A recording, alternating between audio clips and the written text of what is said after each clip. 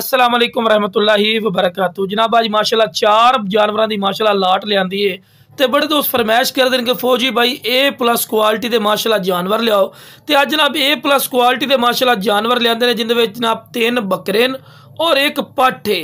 तो जनाब जी लख रुपये की बकरियां होंगे ने बिरा उन्होंने बच्चे ही ने खूबसूरत ही ने और चंगे हाइट कद वाले बनने वाली चीज़ा ही ने और यह नस्ल और यह क्वालिटी होंगी जी अगे जाके बंदा अच्छी संभाल करे तो लख रुपये की बकरियां और बकरे बनते हैं बिरा।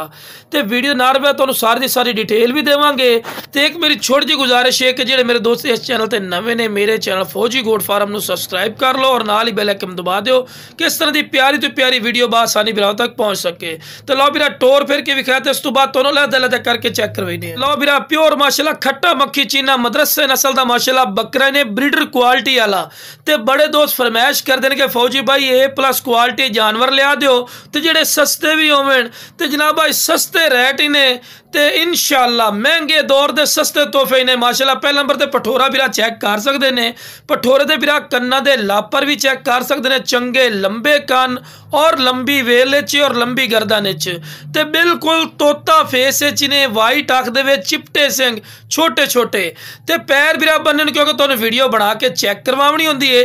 तो माशाल्लाह पठोरा के हड पैर भी बिरा चेक कर सकते हैं। मोटे हड पैरों के और दोम वेखो बिल्कुल तीर वाली कर सीधी। अगर बिरा दी अच्छी तरह संभाल कर सो तो आपा यालियां को जाने तो जी लाख रुपया 1,20,000 रुपए का भी बिरा ए नस्ल ने और ए क्वालिटी है लेकिन अपना बिल्कुल जायज और मकूल राइट है। तो लो बिरा दूसरे नंबर ते आगे ने माशाल्लाह प्योर वाइट मक्खी चीनी माझा नस्ल दी माशाल्लाह पाठी ने उम्र की है 3 तो 4 महीने। हुसन और तुहाडी अखां दे सामने ए बकरियां प्योर मदरसा नस्ल दियां लोग गल्लां नाल बना लैंदे ने माशाल्लाह। पट दे वेल चेक करो फेस ब्यूटी कन्ना दे लापर दोम कोई ऐसा पॉइंट नहीं जरा कम हो बिरा। चीज़ जी अज बिरा तुहानू हज़ारा मिल सी कल नूं लख रुपया की विकसी बिरा। बाद लोग टैडियां दोगले रख लेंदे ने खवा खवा के जरीलो खुआर ए बिरा कसाइयां नूं वेचदे हैं लेकिन बिरा ए नस्ल होंदी ने बिरा शौक रखना चाहिए। शौक रखो थोड़ा जिहा रेट ज्यादा होंदा है लेकिन क्वालिटी हुसन तुहाडी अखां दे सामने। तो लो जनाब माशाल्लाह ब्लैक मक्खी चीना खूबसूरत और नायाब उम्र सिर्फ 3 महीने। तो क्वालिटी माशाल्लाह चेक करो पठोरे दी। पठोरे दे बिरा कन्ना दे लापर चेक करो चंगे लंबे कान और तोता फेस चंगी झालर ने और दोम वेखो बिल्कुल तीर वाली कर सीधी। और बिरा पठोरे दी वेल भी चेक करो चंगी लंबी वेल और मोटे हड पैरों दे ने और बढ़ने वाली चीज़ है बिरा ए चीज़ है जिन्हों अच्छी खुराक अच्छी संभाल कर सो 150-150 kg 100 kg वजन कर जाते हैं बिरा तुहानू भी पता है। तो जेड़ा कि ना दोगला कुछ साबित करे पठोरा ही फ्री दिसा है। खूबसूरत माशाल्लाह चीज़ा ही ने ते नायाब चीज़ा ही ने। अगर ये नाल दा बिरा तुसी पठोरे जिवें तुहानू विखा रहे हैं तुसी मंडी पता करो अयालियां कोल पुछो तो कम अज कम एक जानवर का 30,000 मंगसन क्यों नस्ल के पैसे।